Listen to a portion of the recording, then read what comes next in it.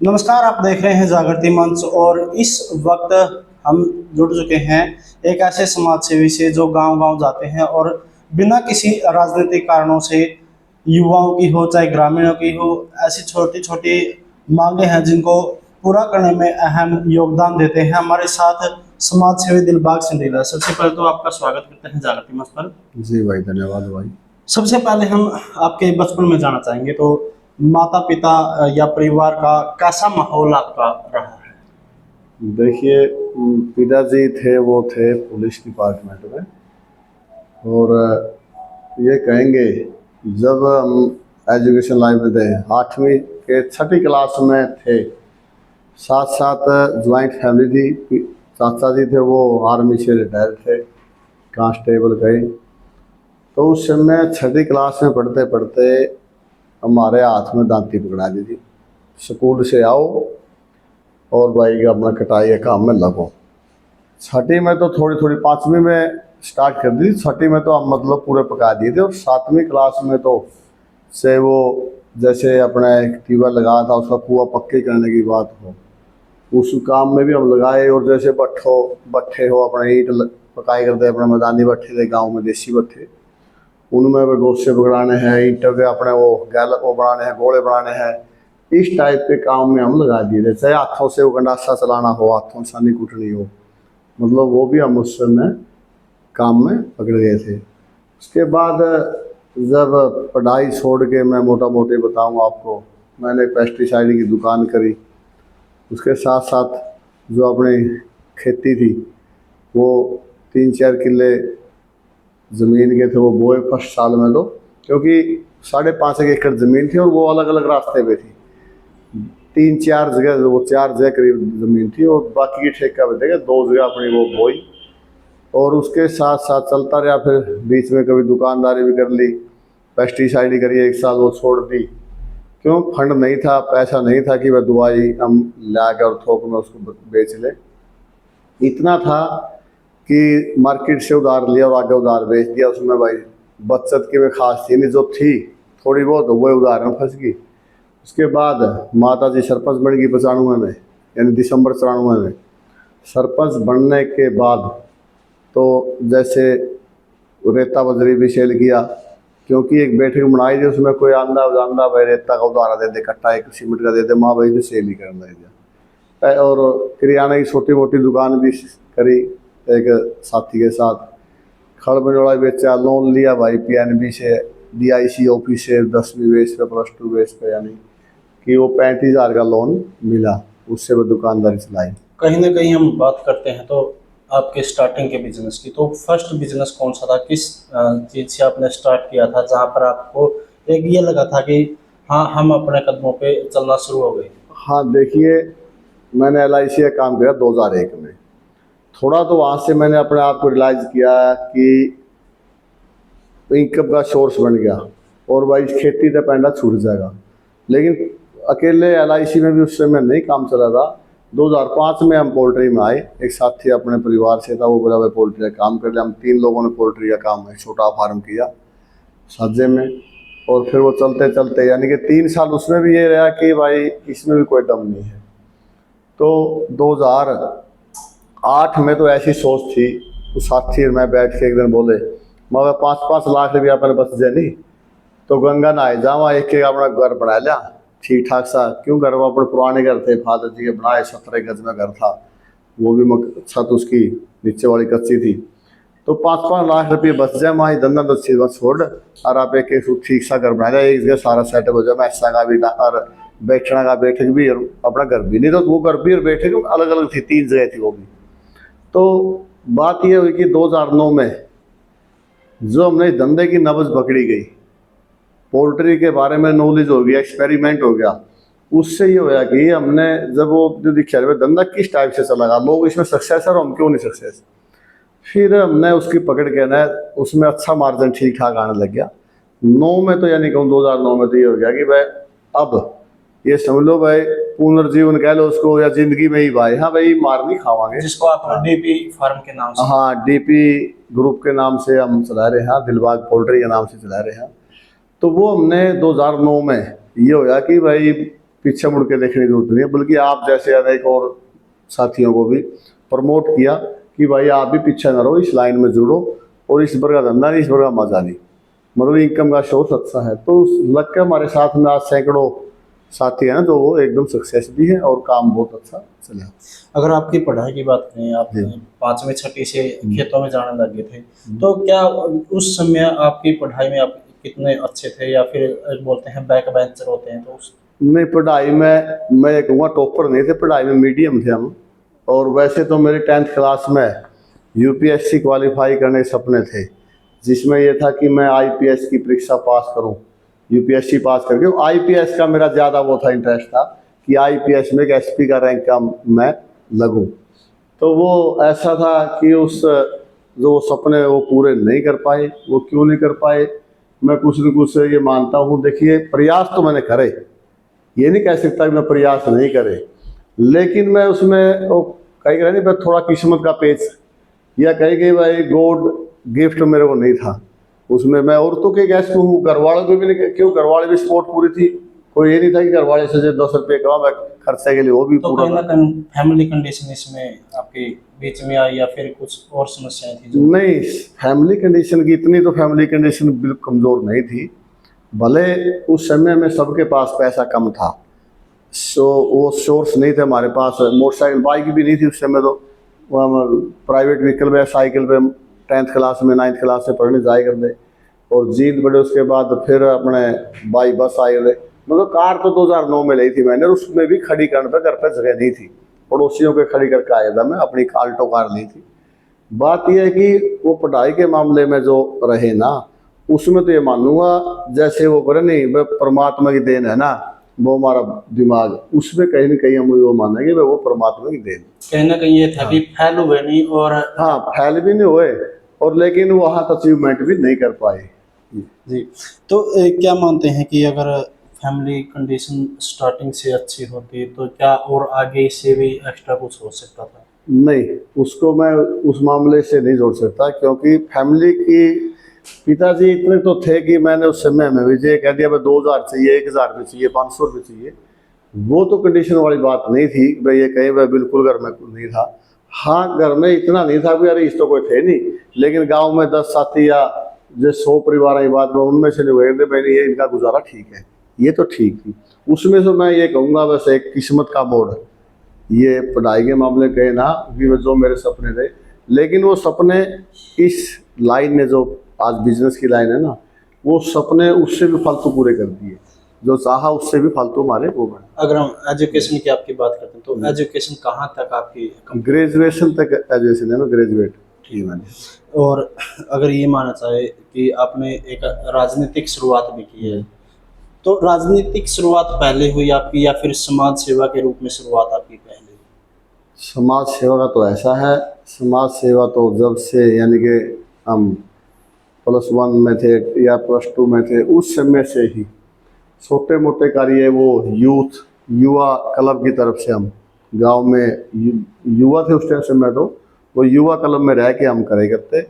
चाहे वो भले शारीरिक परिश्रम की बात हो, लेकिन जब जब हमारा थोड़ा थोड़ा ये हुआ कि मैं छोटा मोटा ब्योंत हुआ, जिसके भी जिस टाइप से देखा अपना ब्योंत के हिसाब से, वो अपना आज से नहीं, वो तो शुरू से ही करते आ रहे हैं। और वो मेरे पिताजी भी क्या थे, वो गांव में किसी की ब्याह में 10 रुपये का मतलब वो सपोर्ट कर दी, किसी का मकान बनवा दिया, ईंट दुआ दी। तो इस प्रकार से, बल्कि मैं उनको कह रहा पिताजी मैं ब्योंत तो हो जाए अपना, ये मैं अड़ती में पैसे ले आऊँ, ब्याज ब्यूज पे उठाएगा तुम मन दे दे, मेरे पे मत तू ले लियो, आप ले लियो। तो मैं कहूँ उन्होंने, लेकिन फिर भी वो मजबूर था, उनका बोया, उनका वो पुण्यदान कराया, मैं कहूँगा वो अपना काम आया। आज परमात्मा ने उसकी वजह से हम आज इस पायदान पे हैं। कहीं ना कहीं एक बच्चे को अपने परिवार में किसी से बहुत ज़्यादा डर लगता है, तो आपके परिवार में आपको किससे सबसे ज़्यादा डर लगता था, और क्या कारण था उसका डर लगने का? देखिए, पहले तो पिताजी थे अपने, मैं डरता मेरे पिताजी से। गांव के बहुत सारे बच्चे डरे करते, उन्हें बंदे बस भी आएगी या कोई व्हीकल आएगा जोड़ बना करते नहीं, या पेडिया में चढ़े होंगे थे किकर पे उस पर बड़ पे, जो भी पेडिया चढ़े बड़ा खान खातर छोड़ा उसको, जिससे नहीं कहते बलदेवा सिलाई आ गया, सारे के सारे एकदम कपड़े ठक ठकाने, कोई कपड़े भी छूट गया, नंगे बच्चे थे जो जोड़ में नहाए गए थे वो बाज गए, इतना डर था। और मेरे भी अपना खुद इतना डर था। बस का टाइम होना नहीं, शाम में मेरे पिताजी ने देखे थे, वह शाम वाली बस में तो उतरे हो गए, बहुत ज्यादा डर था। बाहर कहीं खेल दे और उनका ये नहीं करता, वह पिताजी आओगे कभी पीट ना दिया।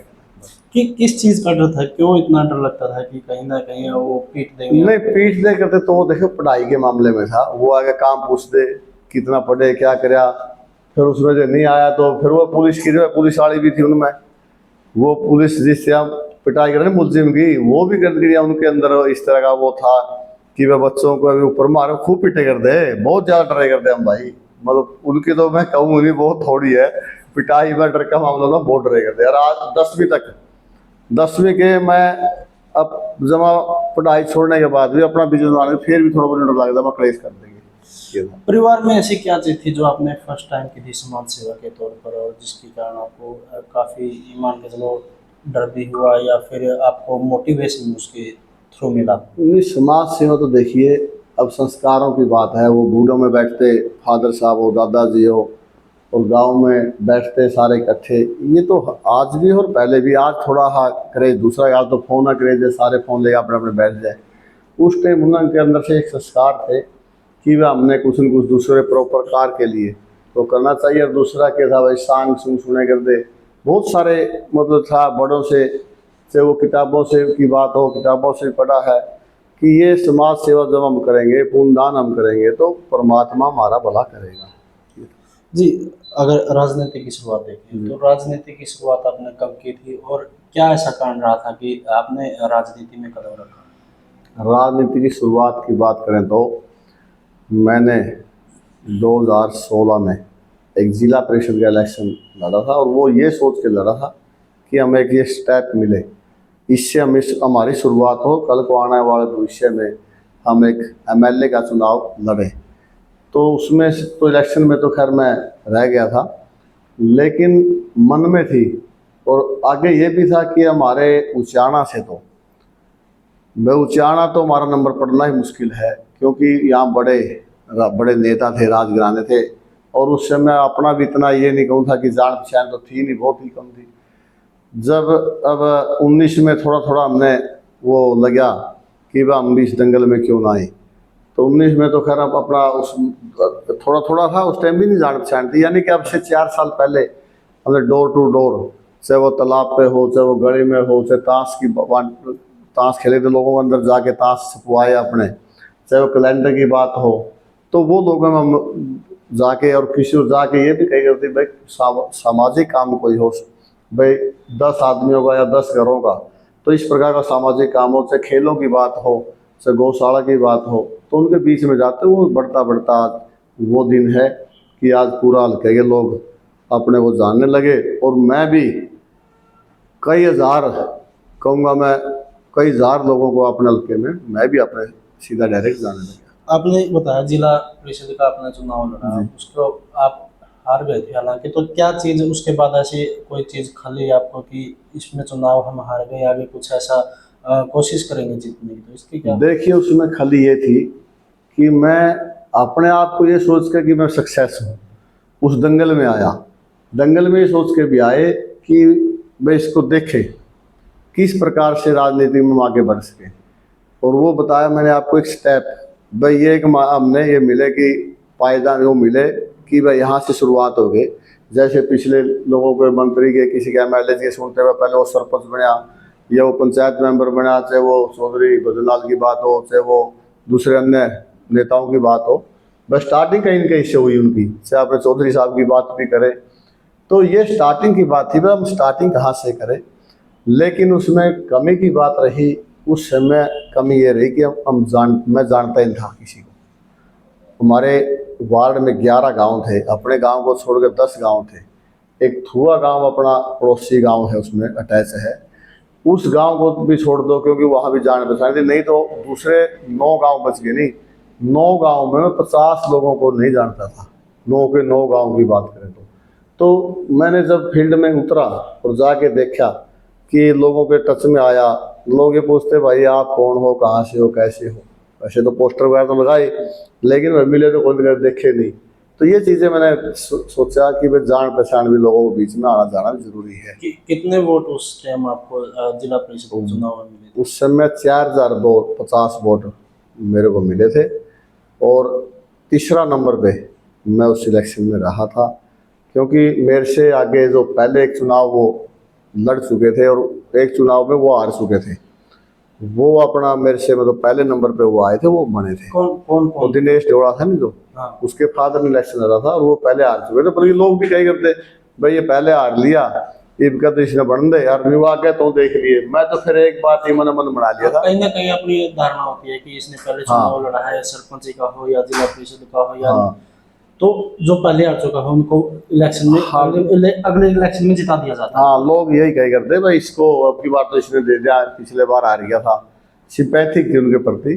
दूसरा मेरे को भी कही करते अगली बार तो न बढ़ा जाए। अब की बार जो इलेक्शन हुआ पंचायत का, इसमें मेरे पास बहुत लोगों ने फ़ोन किए, जाता मैं MLA की तैयारी में, विधानसभा की तैयारी कर रहे थे हम लोग, जाए करते तो लोग कहते भाई इनका इलेक्शन लड़ रहे। फिर अपना सीधा ही कहना था, वो इलेक्शन एक ही बार का था और अगला टारगेट अभी जो वो है वो अपना विधानसभा का है, उसके लिए तैयारी करें। अब आगे उसमें आप लोग हमारे सपोर्ट करिए, सहयोग करिए। आप MLA की रेस में आए हो, तो MLA की रेस के लिए सबसे फर्स्ट आप जिससे मिले थे कौन था वो, और क्या उनके इम्प्रेशन रहे थे जब आप फर्स्ट बार उनसे मिले थे? देखिए इम्प्रेशन तो मेरे अपने बिजनेस जिसके साथ मैं करता था वो महिपाल डांडा थे, क्योंकि उनके साथ मेरा पोल्ट्री का लेन देन था। पोल्ट्री का बिजनेस उनकी फैमिली का है और मेरा पोल्ट्री का कारोबार है, आज भी है। तो उनके पास जैसे आते जाते और कुछ उन्होंने एक बार मेरा काम भी आए, वो काम आए तो मैंने सोचा कि भाई जैसे ये अपना काम आए नहीं, हम भी इस लाइन में आ गए, क्यों ना लोगों के काम आवा, किसी की तकलीफ को दूर करा। तो इस वो सोच के ने फिर अपना थोड़ा उन पे अपना वो लिया कि कह लो गुरु ज्ञान लिया, उनसे पूछा भाई हम किस प्रकार से इस लाइन में सेटअप हों और कैसे आगे बढ़े। उन्होंने फिर मेरे को दिशा निर्देश या उन्होंने मेरे को मतलब उसके बारे में बताया भाई इस प्रकार से आप इसमें एंट्री करें और आगे बढ़े। तो ऐसे देखते देखते और बहुत सारे साथी हैं, जैसे सुभाष गांगुली जी हैं, वो भी अपने पोल्ट्री की लाइन में थे और वो MLA हैं आजकल, उनसे भी बहुत कुछ सीखने को मिला और उनसे भी आज भी पता करते रहते हैं, पूछते रहते हैं। कहीं ना कहीं दूसरों से आप प्रेरणा लेके इस लाइन में आगे बढ़ रही हैं। तो बात करते हैं, अगर आपने उचाना हल्के की शुरुआत की थी, तो उचाना हल्के में आपने बताया कि ज़्यादा पहचान नहीं थी, तो कौन जो शख्स था जो आपकी जान पहचान करवाने में या फिर आपका साथ देने में फर्स्ट आदमी खड़ा था? फर्स्ट आदमी तो देख सबसे ज़्यादा जान पहचान है ना, वो तो अपने की यहाँ खेड़ी मसानिया गांव से है, ईश्वर, जिसने सबसे ज़्यादा लोगों को से मेरे को मिलवाया। सबसे ज़्यादा लोगों से जितना भी कनेक्ट करवाया ना वो ईश्वर है, अपने शोकंद खेड़ी मसानिया से साथी। कहीं ना कहीं क्रेडिट हाँ देखिए, क्रेडिट की बात तो ये सभी को जाएगा, आप भी उनमें से एक है और साथी भी उनमें से एक है जो भी आजकल लगे हुए हैं। आज तो बहुत सारे लगे हैं, लेकिन फर्स्ट बात करें ना, सबसे ज़्यादा जिसने जोड़ने का काम किया, सबसे ज़्यादा जिसने मिलवाना का काम किया वो है कहीं ना कहीं दिलबाग सलील का नाम आगे पहुंचाने की हाँ बिल्कुल कोशिश। देखो किसी का करे आप बोलना चाहिए ना खोना चाहिए, भाई पहला नंबर के आदमी है ना तो मेरे लिए अपने लिए इस मामले में कि बस जान पहचान करवाई, लोगों से मिलवाया। और आज मैं कहूँगा जो मेरे बाद है तो उनमें नहीं कहूँगा, उनका उस बात में ये है कि वह सबसे ज़्यादा वो है। जी, अगर उचाना हल्के की बात करें तो उचाना हल्के में ऐसी क्या चीज़ें हैं जो आपको खलती है कि ये काम नहीं हुए हैं और ये काम होने थे? उचाना हल्के में खलने वाली बात तो यह है काम नहीं हुए। एक तो पीने का पानी, नहरी पानी हो, से वो अपना RO का कहें, पानी पीने का हमारे अपने हल्के में वो बिल्कुल नहीं है। लोग ग्राउंड वाटर पीते हैं, दूर दराज से लाके पीते हैं, और वो भी बस टाइम पास वाली बात है, मतलब वो पीने के लायक पानी नहीं है जिससे शरीर हेल्थ हमारा सही रहे। सबसे बड़ी समस्या तो ये है। मेरा तो एक बात का मानना है, मैं नहरी पानी की सप्लाई पूरे हल्के में किस प्रकार से हो, दूसरा कहीं इस तरह की पॉसिबिलिटी ना हो तो उसके लिए टैंकर की व्यवस्था हो, वह टैंकर के थ्रू भी पानी, जैसे हमारे छात्र गांव में अपना गुआंड है छात्र, वहाँ पे अनेकों डेरे ऐसे हैं, मतलब मैं कहूँगा गांव का 1/4 पार्ट भाग है जो वो खेतों में डेरों में रहता है, और उनके पास सप्लाई की व्यवस्था, पहली बात तो सप्लाई की व्यवस्था होनी चाहिए। दूसरा, सप्लाई की व्यवस्था ना हो तो कम से कम टैंकरों के माध्यम से उन लोगों तक पानी पहुंचना चाहिए। इस प्रकार के पूरे इलाके में पानी की समस्या है, वो सोल्व होनी चाहिए। दूसरा ये कि बेरोजगारी, यहाँ रोजगार नाम की चीज़ नहीं है, और उसका श्रेय हमारे स्थानीय नेताओं को मैं सबसे पहले कहूँगा, उनको श्रेय है इस बात का कि उन्होंने ऐसे कोई यहाँ पे औद्योगिक इंडस्ट्री नहीं लगाई जिससे हमारे बच्चों को रोजगार मिल सके। यहाँ रोजगार की बहुत भारी समस्या, आज बेरोजगारी है ना, जो उचाना, पहली बात तो देश में नंबर 1 हरियाणा है, और हरियाणा के बाद है तो उचाना है। तो ये समस्या दूर होनी चाहिए। समस्या तो बहुत सारी हैं, वो तो गिनाओगे टाइम बहुत ज़्यादा। लोग सारे वाकिफ भी हैं, बच्चों के लिए पढ़ने के लिए कॉलेज है, ट्रांसपोर्ट की व्यवस्था नहीं है, स्टेडियम की व्यवस्था नहीं है, और बहुत सारी समस्याएं हैं जिसमें आज हमारा इलाका है ना वो पिछड़ा हुआ है।